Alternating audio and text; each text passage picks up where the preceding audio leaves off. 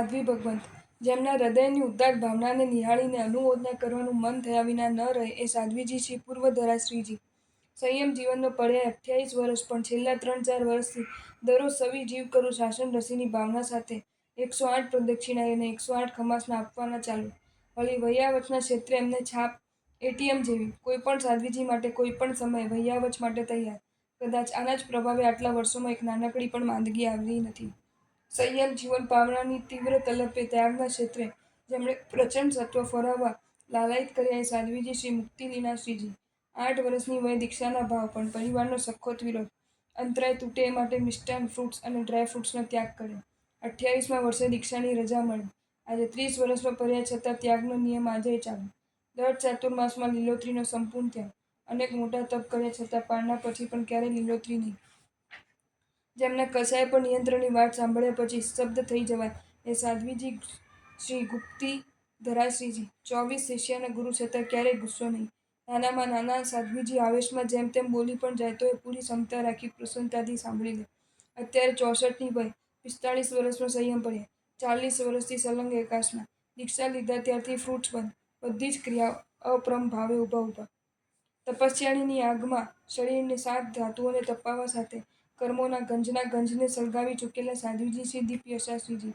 ઉપવાસ 36, 51, 68, 20 વાળ 20 ઉપવાસ, 24 માસ ખમણ, ધર્મચક્ર તપ, 1 વર્ષમાં 20 અઠાઈ, 1 વર્ષમાં 71 અઠ્ઠમ, 2 વર્ષી તપ. તપશ્ચર્યાના યોગ સાથે જ્ઞાન અભ્યાસના ક્ષેત્રે પણ હરણફાળ ભરી દે આ સાધ્વીજી માટે કમાલ શબ્દ પણ બામણો લાગે છે.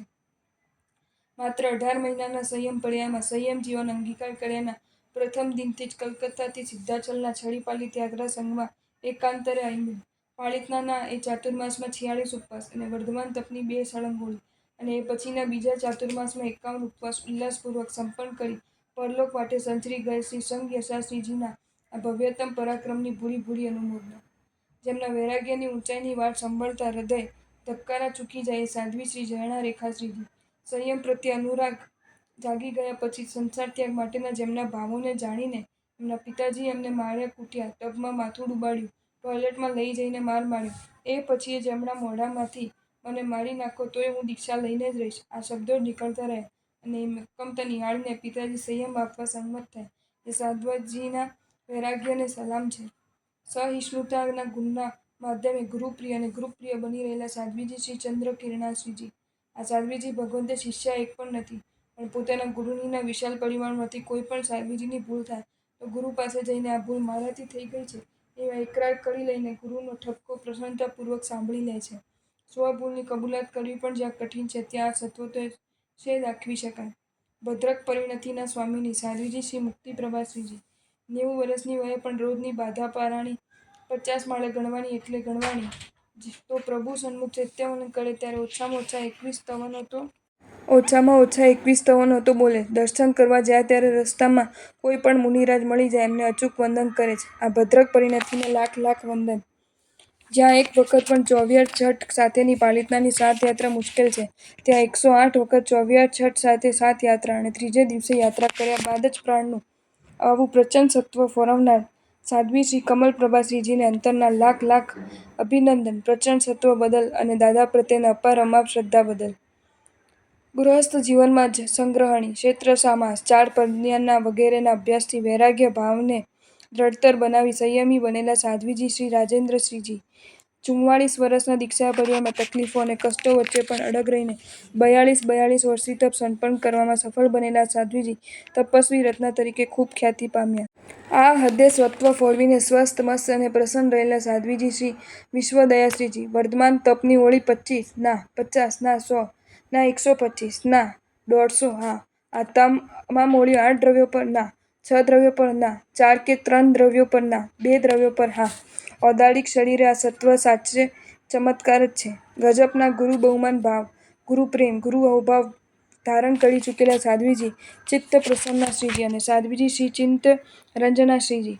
સંસારીપણે ભગિની થતા બંને સાધ્વીજી ભગવંતો પોતાના હૈયામાં એ હદનો ગુરુ બહુમાન લઈને બેઠા છે કે એમના ગુરુદેવ કાલધર્મ પામ્યા ત્યારે એમણે બંને ગુરુદેવને સહિયારા 1000 અઠ્ઠમ આપ્યા. 10 વર્ષમાં 1000 અઠ્ઠમ આ બંને સાધ્વીજીએ પૂર્ણ કરી પણ દીધા છે અને આજે પણ એમને બંને અઠ્ઠમની આરાધના ચાલુ જ રાખી છે. વંદન છે આ મસ્ત બહુમાન ભાવને. ગુરુ પ્રત્યેના પ્રચંડ બહુમાન ભાવને જીવનમાં સક્રિય રૂપ આપનારા સાધ્વીજી જીતાડી રેખાશ્રીજી. એમના ગુરુ મહારાજ પરમ તપસ્વી સાધ્વી હેમરેખાશ્રીજીએ 21 સિદ્ધિતપ કરવાનો સંકલ્પ કર્યો હતો, પણ 1 વર્ષમાં 6 સિદ્ધિતપ કરીને એક્સિડન્ટમાં અચાનક કાલ કરી ગયા. ગુરુ મહારાજના સંકલ્પને પૂર્ણ કરી એમને સક્રિય શ્રદ્ધાંજલિ અર્પણ કરવાનો નિર્ધાર એમના શિષ્ય સાધ્વી જીતાડી રેખાશ્રીએ કર્યો અને 21 સિદ્ધિતપની સાધના કરી. વળી 8મી બાળીના 8મા ઉપવાસે પણ લાંબો વિહાર કરે, કોઈને પોતાની વયાવસ ન કરવા દે. ધન્ય છે ગુરુ મહારાજ પ્રત્યેના એમના ઉછલતા અહોભાવને. નમી રાજર્ષિના જીવનને સ્મૃતિને સ્વજીવનમાં દોહરાવનારા સાધ્વીજી શ્રી જ્યોતિરેખાશ્રીજી. સાંચોર ગામમાં શ્રાવકને ઘેર દીકરીનો જન્મ થયો, પણ વિધિને એક વક્રતા કે જન્મથી બાળકીના પગ શરીરને ચોંટેલા, છૂટા જ ન પડે. ડોક્ટરે ઘણા પ્રયાસ કર્યા, પણ વ્યર્થ. ઘરે સાધ્વીજી ભગવંત વોરવા પધાર્યા. માએ વ્યથા રજૂ કરી. સાધ્વી કહે, સંકલ્પ કરો, જો પુત્રીના પગ છૂટા થશે તો દીક્ષા આપીશ. અને ચમત્કાર સર્જાયો. બીજા દિવસે દીકરીના પગ શરીરથી છૂટા પડ્યા અને ઘૂંટણીએ ચાલવા લાગી. માની આંખમાં હર્ષના અશ્રુ આવી ગયા. સંસ્કાર આપ્યા અને દીકરી મોટી થઈને સાસણની શ્રમણી રત્ન બન્યા. એમની અન્ય એક વિશેષતા એ છે કે જીવનમાં ક્યારેય લીલોતરી ચાખી નથી, ફલ પણ નહીં અને લીંબુનું શરબત પણ નહીં. તપ ધર્મ પ્રત્યેના ઉત્કૃષ્ટ અહોભાવથી અને પરમાત્મા પ્રત્યેના અખંડ શ્રદ્ધાથી જીવનમાં ચમત્કારનું સર્જન કરનારા સાધ્વીજી ધર્મજ્ઞ રેખાશ્રીજી. અત્યંત સુખી સંપન્ન પરિવારમાંથી દીક્ષિત થયેલા સાધ્વીજી અધ્યયન અધ્યાપનમાં ખૂબ કુશળ, પણ તપ ક્ષેત્રે કમજોર. શરીર સાથ ન આપે છતાં નિત્ય એકાસનાનો તપ જાળવી રાખવા પ્રયત્ન કરે. ભગવાન પાસે હંમેશા તપના અંતરાય તોડવા યાચના કરે અને 5 વર્ષ પૂર્વે અંતરાય તૂટ્યા. અઠ્ઠમના પારણે અઠ્ઠમ ચાલુ કર્યા. સળંગ 108 અઠ્ઠમ કર્યા. એમાં જ મૃત્યુંજય તપ કર્યો. ગયા વર્ષે દર્શનપદના 66 અઠ્ઠમ કરવાનો સંકલ્પ કર્યો. પારણે આંબિલ કરવાનું. 66 અઠ્ઠમ ચાલુ છે ને આજીવન આંબિલની ભાવનામાં રમે છે. કમાલ કમાલ. નવકાર મહામંત્રના, શંખેશ્વર પ્રભુના નામ સ્તવના, પદ્માવતીના 1.25 કરોડ જાપના, અરિહંત જ્ઞાન ચરિત્ર પદના 1.25 લાખ જાપના, ઉવસઘારમ સ્તોત્રના 27,000 જાપના આરાધક સાધ્વીજી શ્રી પદ્મ યશાશ્રીજી. ગુણસ્થાનક ક્રમારોહ. પાતંજલ યોગસૂત્ર. પૂના વિદ્યાપીઠની 5 પરીક્ષા. સિમંદરજીનું 150-350 ગાથાનું સ્તવન. આનંદગંજી. માન વિજયજી. યશો વિજય મહારાજની 24મી. દ્રવ્ય ગુણ પર્યાયનો રાસ. 67 બોલની સજ્જાઈ. આ સિવાય જૈનેતર ગ્રંથોના અધ્યયનમાં પણ કૌશલ ધરાવતા આ સાધ્વીજીએ અનેક જ્ઞાન ભંડોરોને પણ વ્યવસ્થિત કર્યા, તો ગામે ગામ વિચરણ કરીને ધર્મ ઉપદેશ દ્વારા અનેક સ્ત્રી સંઘોને પણ ધર્મ આરાધનામાં જોડ્યા.